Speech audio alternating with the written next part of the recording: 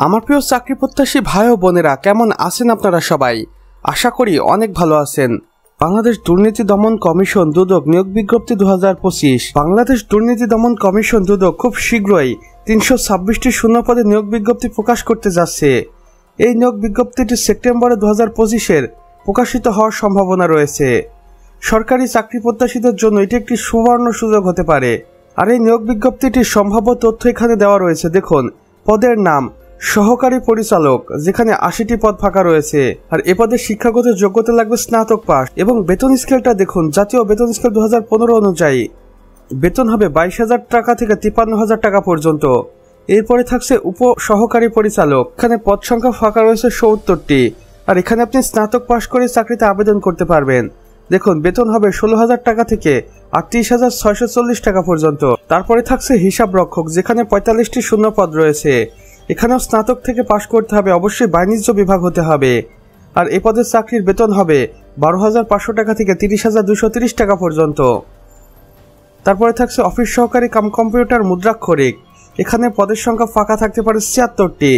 আর এখানে আপনি এসএসসি পাশ করেই চাকরিতে আবেদন করতে পারবেন। আর অবশ্যই কম্পিউটারে দক্ষতা থাকা লাগবে।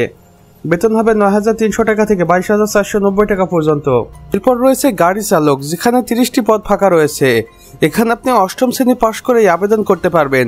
আর অবশ্যই ড্রাইভিং লাইসেন্স লাগবে। আর এ পদে আপনার বেতন হবে 9,000 টাকা থেকে শুরু করে 21,800 টাকা পর্যন্ত। এরপর রয়েছে অফিস সহায়ক, যেখানে পদ সংখ্যা রয়েছে 25টি।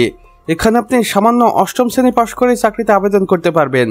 আর অবশ্যই বেতন হবে 8,250 টাকা থেকে 20,010 টাকা পর্যন্ত। আর সর্বমোট পদ সংখ্যা রয়েছে 326টি।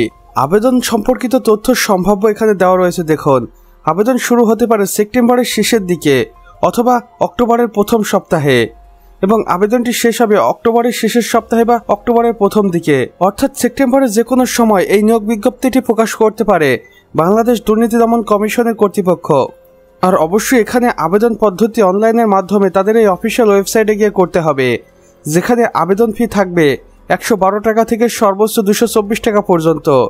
আর বয়সসীমা হতে হবে সাধারণ প্রার্থীর ক্ষেত্রে 18 থেকে 30 বছরের মধ্যে, এবং মুক্তিযুদ্ধ কোটায় যারা রয়েছে তাদের ক্ষেত্রে সর্বোচ্চ 32 বছর পর্যন্ত শিথিলযোগ্য। নিয়োগ পরীক্ষাগুলো কিভাবে হবে দেখুন, লিখিত পরীক্ষা হতে পারে বাংলা, ইংরেজি, গণিত এবং সাধারণ জ্ঞান বিষয়ের উপরে।